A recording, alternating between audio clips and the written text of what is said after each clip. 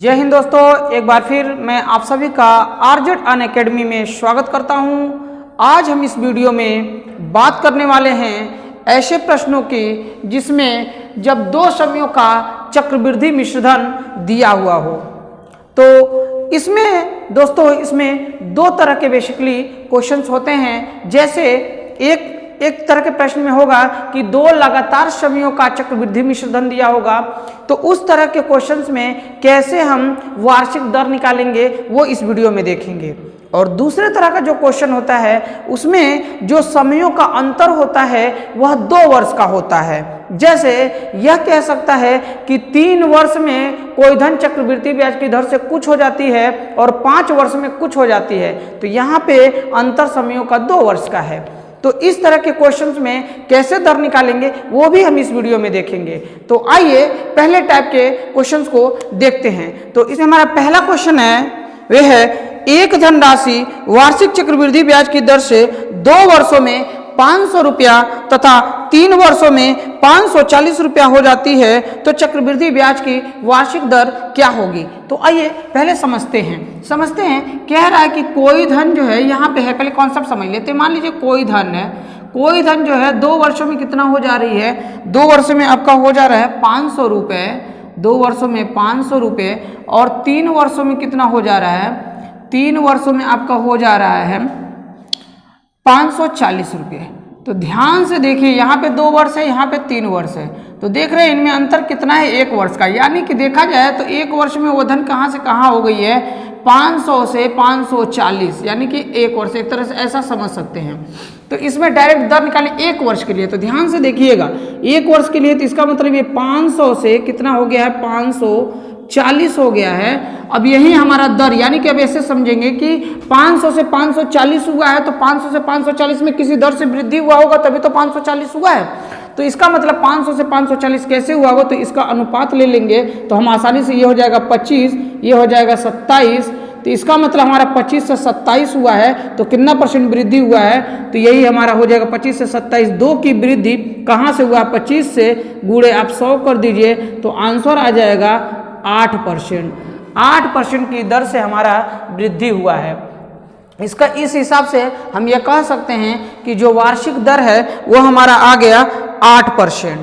तो आइए अब नेक्स्ट क्वेश्चन देखते हैं। नेक्स्ट क्वेश्चन है हमारा एक धनराशि R% प्रति वर्ष, एक धनराशि R% प्रति वर्ष के चक्रवृद्धि ब्याज की दर से 2 वर्षों तथा 3 वर्षों बाद क्रमशः 1440 रुपये और 1728 रुपये हो जाती है। अर्थात 2 वर्षों में 1440 हो जाती है और 3 वर्षों में 1728 हो जाती है। इसमें भी आप देख रहे हैं कि लगातार वर्षों का है, यानी कि 2 वर्ष और 3 वर्ष, यानी कि समयों में अंतर कितना है, 1 वर्ष का।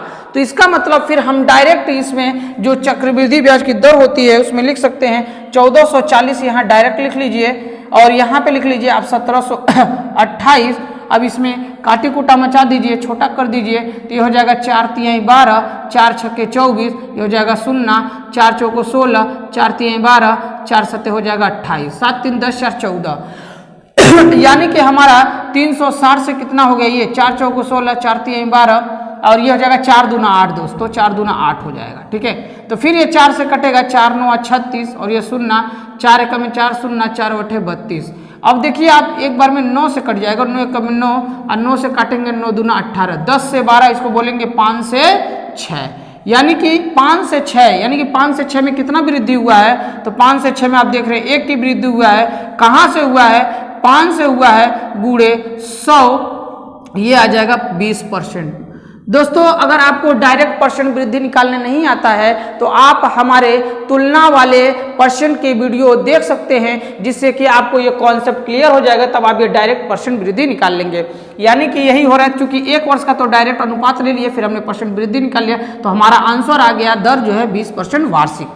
आइए अब इसमें जो है नेक्स्ट क्वेश्चन, जिसमें वर्षों का अंतर या समयों का अंतर 2 वर्षों, उसको भी देख लेते हैं कि कैसे करेंगे। तो इसमें जो प्रश्न है, दोस्तों इसमें जो नेक्स्ट टाइप का क्वेश्चन था, जैसे कि मैंने बताया था कि जब समयों में अंतर 2 वर्ष का हो तो उस तरह के क्वेश्चंस को कैसे डील करेंगे, उसमें ब्याज की वार्षिक दर कैसे निकालेंगे। तो आइए एक क्वेश्चन के माध्यम से समझते हैं। जैसे कि क्वेश्चन है, कोई धन किसी निश्चित वार्षिक चक्रवृद्धि ब्याज की दर से 2 वर्षों में 12,100 रुपये हो जाती है और 4 वर्षों में आपका हो जाती है 14,641 रुपये हो जाती है, तो ब्याज की वार्षिक दर क्या होगी। तो आइए समझते हैं। मान लीजिए वो धन कुछ है, वो धन जो है 2 वर्षों में आपका हो जा रहा है 12,100 रुपया, है ना। तो ये हो जा रहा है 2 वर्षों में, ठीक है। और यही धन 4 वर्षों में हो जा रहा है 14,641 रुपया। देख ले एक बार, हाँ 14,641 रुपया हो जाती है। तो इसका ये 4 वर्षों में हो रहा है, इसका मतलब हम यह कह सकते हैं कि यहाँ से यहाँ तक होने में 2 वर्ष लगा है। तो आइए अब इनका रेशियो देख लेते हैं, उसके हिसाब से हम समझते हैं। 12,100 रुपया और ये हो जाएगा 14,641 रुपया। तो आइए, ये तो लग रहा है कि 11 से कटेगा, तो गारंटी है कि ये भी 11 से ही कटने वाला है। तो 11 एकम में 11, 11 एकम में 11, ये डबल 0, 11 एकम में 11, 11 तिया 33, 3 11 तिया 33, 11 एकम में 11। अभी भी 11 से कटेगा तो 11 एकम में 11, डबल 0, यहाँ पे आ जाएगा 11 एकम में 11, 11 दूना 22, 11 एकम में 11। दोस्तों अब देखिए ये क्या है, 2 वर्षों में है ना, 2 वर्षों में है। तो हमें जो भी दर निकालना होगा, दर कैसे निकलेगा, जब 1 साल में कोई धन कहाँ से कहाँ हो जा रहा है तो वही तो वार्षिक परिवर्तन होगा। तो वार्षिक परिवर्तन होगा तो जब उसी का परसेंट में निकालेंगे तो वही वार्षिक दर भी हो जाएगा।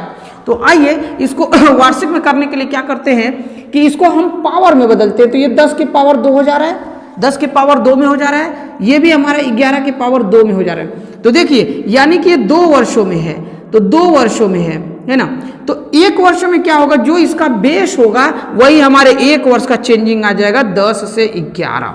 तो 1 वर्ष में जो चेंजिंग है वही वार्षिक दर कहलाती है। इसी को परसेंट में निकाल लीजिए तो परसेंट दर क्या हो जाएगा, आपको पता ही है कितने का चेंजिंग, 1 का वृद्धि हुआ है, कहाँ से हुआ है, 10 से हुआ, गुणे 100 कर दीजिए। तो ये हमारा हो गया 10%, आंसर आ गया 10%। दोस्तों ये तो रहा हमें कॉन्सेप्ट समझाने में, तो आपको लग रहा होगा बड़ा, लेकिन मैं आपको बता रहा हूँ करना क्या होता है। आपको बस जो भी दिया रहता है उन दोनों मिश्रणों का अनुपात निकाल लीजिए। सिंपल आपको क्या करना है, इसका वर्गमूल ले लीजिए। देखिए डायरेक्ट दोस्तों इसका वर्गमूल ले लिया आपने तो ये हमारा वार्षिक चेंज आ जाएगा, 10 से 11 हो गया, यानी कि 10% हो गया। अब आप ये सवाल कर सकते हैं कि सर अगर अंतर 3 वर्षों का दिया रहे तो हम क्या करेंगे। तो दोस्तों आपको कुछ नहीं करना है, ये अनुपात ले लीजिएगा। अब आपको डायरेक्ट घनमूल ले लीजिएगा तो वो वार्षिक चेंज आ जाएगा, तो आपका डायरेक्ट हो जाएगा। तो मैं 3 वर्षों के अंतर वाला क्वेश्चन आपको दे रहा हूं, आप जो उसको करके उसका आंसर कमेंट बॉक्स में हमें दीजिएगा। तो उम्मीद है आपको ये सब कॉन्सेप्ट क्लियर हुआ होगा। बाकी जो है नेक्स्ट वीडियो में बात करेंगे, तब तक के लिए धन्यवाद।